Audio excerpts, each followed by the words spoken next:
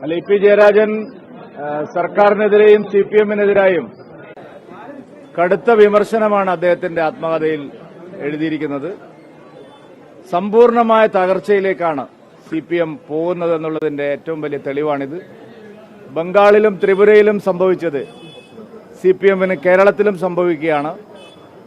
EP പറഞ്ഞു വച്ചിരിക്കുന്ന കാര്യങ്ങൾ നോക്കിയാൽ അധികാരവും സമ്പത്തും ഒരു കുടുംബത്തിലേക്ക് കേന്ദ്രീകരിക്കുന്നതാണ് ഇപ്പോൾ CPM നേരിടുന്ന ഏറ്റവും വലിയ പ്രതിസന്ധി. പിണറായിയുടെ കുടുംബാധിപത്യമാണ് ഇപ്പോൾ CPM-ൽ നടന്നുകൊണ്ടിരിക്കുന്നത്. അധികാര കൈമാറ്റം മരുമകനിലേക്ക് എത്തിക്കാനുള്ള ശ്രമമാണ് CPM നടത്തിക്കൊണ്ടിരിക്കുന്നത്, മുഖ്യമന്ത്രി നടത്തിക്കൊണ്ടിരിക്കുന്നത്. അതിനെതിരായിട്ടുള്ള വലിയ രോഷം ആ പാർട്ടിക്കകത്ത് അലയടിക്കുന്നു എന്നുള്ളതിന്റെ തെളിവാണ് ഇപ്പോഴത്തെ സംഭവ വികാസങ്ങൾ. കഴിഞ്ഞ തെരഞ്ഞെടുപ്പിൽ Shri E P Jayarajan, G Sudhakaran, AK ബാലൻ, തോമസ് ഐസക്, MA ബേബി തുടങ്ങിയ പ്രമുഖരായിട്ടുള്ള നേതാക്കളെ മാറ്റി നിർത്തിയത് മുഹമ്മദ് റിയാസിലേക്കുള്ള അധികാര കൈമാറ്റത്തിന് വേണ്ടി മാത്രമാണ്. പിണറായിയും കുടുംബവും CPM-നെ ഹൈജാക്ക് ചെയ്തിരിക്കുകയാണ്, ഈ സർക്കാരിനെ ഹൈജാക്ക് ചെയ്തിരിക്കുകയാണ്. മരുമകന് അധികാര കൈമാറ്റം നടത്താനുള്ള വ്യഗ്രതയിലാണ് മുഖ്യമന്ത്രി ഇപ്പോഴുള്ളത്. അതിൻ്റെ പ്രതിഫലനമാണ് EP-യുടെ പ്രസ്താവന തെളിയിക്കുന്നത്. പാലക്കാട്ടെ സ്ഥാനാർത്ഥിയെ സംബന്ധിച്ച് EP ജയരാജൻ പറഞ്ഞത് തന്നെയാണ് ഇവിടുത്തെ എല്ലാ ഇടതുപക്ഷ അനുഭാവികളും പറയുന്നത്. ഒരു തത്വദീക്ഷതയുമില്ലാതെ പിണറായി വിജയനെ അതിരൂക്ഷമായി വിമർശിച്ച് ഇവിടുത്തെ അർബൻ നക്സലുകളെയും തീവ്രവാദികളെയും പ്രോത്സാഹിപ്പിക്കുന്ന ഒരു സ്ഥാനാർത്ഥിയെയാണ് LDF ഇവിടെ അവതരിപ്പിച്ചിരിക്കുന്നത്. CAA-യുടെ കാലത്ത്, പൗരത്വ ഭേദഗതി നിയമത്തിന്റെ കാലത്ത് ഹിന്ദുക്കൾക്ക് ചികിത്സയില്ല എന്ന് പരസ്യമായി പറഞ്ഞ ഒരാളാണ് ഇപ്പോൾ അമ്പലങ്ങൾ മുഴുവൻ കയറി ഇറങ്ങുന്നത്. പരിഹാസ കഥാപാത്രമാണ് LDF സ്ഥാനാർത്ഥി. CAA-യുടെ കാലത്ത് CAA അനുകൂലിക്കുന്ന ഭൂരിപക്ഷത്തിലെ ഒരാൾക്കും എൻ്റെ വീട്ടിൽ പ്രവേശനമില്ല, ചികിത്സയില്ല എന്ന് പറഞ്ഞ് നടന്ന ഒരു സ്ഥാനാർത്ഥി ഇപ്പോൾ കൽപ്പാത്തിയിൽ വന്ന് കുപ്പായം അഴിച്ചിട്ട് അഗ്രഹാരങ്ങൾ മുഴുവൻ നടക്കുകയാണ്. ഇതിവിടുത്തെ വോട്ടർമാർ ശരിയായി വിലയിരുത്തും. ഇ പി ജയരാജൻ പറഞ്ഞത് സത്യമാണ്. EP-യെ ഞാൻ അതിനെ അഭിനന്ദിക്കുകയാണ്. ഈ ഒരു സന്ദർഭത്തിൽ അങ്ങനെ തുറന്നു പറയാൻ EP തയ്യാറായത് അഭിനന്ദനാർഹമായിട്ടുള്ള കാര്യമാണ്. EP ഒന്നുകൊണ്ടും ഭയപ്പെടേണ്ട ആവശ്യമില്ല. CPM-ൽ നിന്ന് ഒരു ഭീഷണി, ഏത് ഭീഷണി നിങ്ങൾക്ക് വന്നാലും കേരളത്തിൽ നിങ്ങൾക്ക് യാതൊരു ഭയവും ആവശ്യമില്ല. ഇ പി ജയരാജൻ പറഞ്ഞെടുത്ത് ഉറച്ചു നിൽക്കണമെന്നാണ് എനിക്ക് അദ്ദേഹത്തോട് അഭ്യർത്ഥിക്കാനുള്ളത്. അദ്ദേഹം മുതിർന്ന നേതാവാണ്, LDF-ന്റെ കൺവീനർ ആയിരുന്നു. അദ്ദേഹത്തെ ഒരു എന്തിന്റെ പേരിലാണ് മാറ്റിയത്? പ്രകാശ് ജാവ്ദേക്കറുമായി ഒരു കൂടിക്കാഴ്ച നടത്തിയെന്നുള്ളതിന്റെ പേരിലാണ് ഇ പി ജയരാജനെ സ്ഥാനത്ത് നിന്ന് മാറ്റിയത്.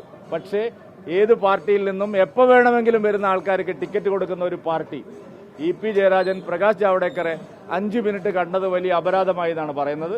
അദ്ദേഹത്തോട് വലിയ നീതി നിഷേധമാണ് പിണറായി വിജയനും CPM-ഉം കാണിച്ചിട്ടുള്ളത്. അതിന്റെ പ്രത്യാഘാതം ആ പാർട്ടിക്കകത്തും തെരഞ്ഞെടുപ്പിലുമെല്ലാം ഉണ്ടാവും. അല്ല, ഇ പി ജയരാജൻ ഒരു നേതാവിനെ മറ്റൊരു നേതാവിനെ കാണുന്നതുകൊണ്ടാണ്. അദ്ദേഹം പറഞ്ഞ ഒരു കാര്യം എന്താണ്? ബിനോയ് വിശ്വം അടക്കം ഉൾപ്പെടെയുള്ള ആൾക്കാരെ താൻ കണ്ടിട്ടുണ്ട് എന്ന് ജാവ്ദേക്കർ പറഞ്ഞു എന്നാണ്. ബിനോയ് വിശ്വം അടക്കമുള്ള ആൾക്കാരെ ഇതുപോലെ കണ്ടിട്ടുണ്ട് എന്നാണ് ജാവ്ദേക്കർ പറഞ്ഞു എന്നാണ് ഇ പി ജയരാജൻ എഴുതിയിരിക്കുന്നത്. എനിക്കറിയില്ല, അദ്ദേഹത്തിന്റെ ആത്മകഥയിൽ അദ്ദേഹം ഒരു കള്ളം എഴുതാൻ സാധ്യതയില്ല. അപ്പോ എന്തിനാണ് ഇ പി ജയരാജനെ മാത്രം പുറത്താക്കുന്നത്? സംരക്ഷണം കൊടുക്കുന്നല്ല. അതായത് മാർക്സിസ്റ്റ് പാർട്ടിയിൽ 52 വെട്ടിന്റെ പാർട്ടിയാണല്ലോ.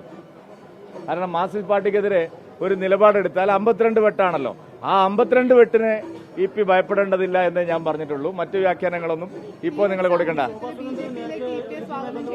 അങ്ങനെയല്ല, 52 വെട്ടുമായിട്ട് ചന്ദ്രശേഖരനെ പോലെ കൈകാര്യം ചെയ്യാൻ ഇ പി ജയരാജനെ കൈകാര്യം ചെയ്യാൻ ശ്രമിക്കരുത് എന്നാണ് ഞാൻ പറഞ്ഞതിന്റെ അർത്ഥം. നിങ്ങൾ വരികൾക്കിടയിലൂടെ വായിക്കണ്ട. അല്ല, ഇ പി ജയരാജൻ പറഞ്ഞ പല കാര്യങ്ങളും വസ്തുതാപരമാണല്ലോ. അദ്ദേഹം ഇപ്പൊ പറഞ്ഞിരിക്കുന്ന കാര്യങ്ങളെല്ലാം വസ്തുതയാണ്. ഈ സരിനെ സ്ഥാനാർത്ഥിയാക്കിയതിനെ സംബന്ധിച്ച് ഏതെങ്കിലും ഒരു പാർട്ടിക്കാരന് ഇവിടെ താല്പര്യമുണ്ടോ? അദ്ദേഹത്തിന്റെ ചിഹ്നത്തിന്റെ പേര് പറയാൻ പോലും ഇവിടുത്തെ പാവപ്പെട്ട തൊഴിലാളികൾ പാർട്ടിക്കാർക്കൊന്നും അറിയുന്നില്ല.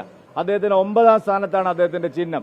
ഇത് UDF-നെ സഹായിക്കാൻ വേണ്ടിയിട്ട് CPM നിർത്തിയിരിക്കുന്ന ഒരു സ്ഥാനാർത്ഥിയാണ്. അത് തെരഞ്ഞെടുപ്പ് കഴിയുമ്പോൾ നമുക്കറിയാം അദ്ദേഹം ഒരു അപ്പൂപ്പൻ താടി ആയിരുന്നു എന്നുള്ളത്.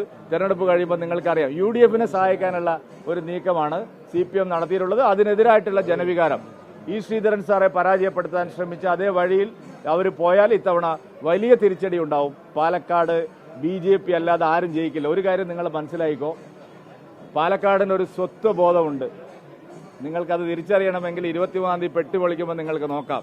പല കൊലകൊമ്പന്മാരും ഇവിടെ വന്നിട്ട് എങ്ങനെയാണ് തിരിച്ചു പോയതെന്ന് നിങ്ങൾക്കറിയാം. പാലക്കാടിനൊരു തനത് സംസ്കാരമുണ്ട്, ഒരു സ്വത്വബോധമുണ്ട്. ഇവിടുത്തെ ജനങ്ങൾ ഭക്ഷണം, സംസ്കാരം, ആചാരാനുഷ്ഠാനങ്ങൾ എല്ലാത്തിലും അതിൻ്റെതായിട്ടുള്ള ഒരു പാലക്കാടൻ തനിമയുണ്ട്. പത്തനംതിട്ടക്കാരനായിട്ടുള്ള UDF സ്ഥാനാർത്ഥിക്ക് വേണ്ടി പത്തനംതിട്ടയിലെ CPM ഔദ്യോഗിക പേജിൽ പ്രചാരണം നടത്തുകയാണ് ഇവിടെ. അത് നിങ്ങൾ മറക്കണ്ട.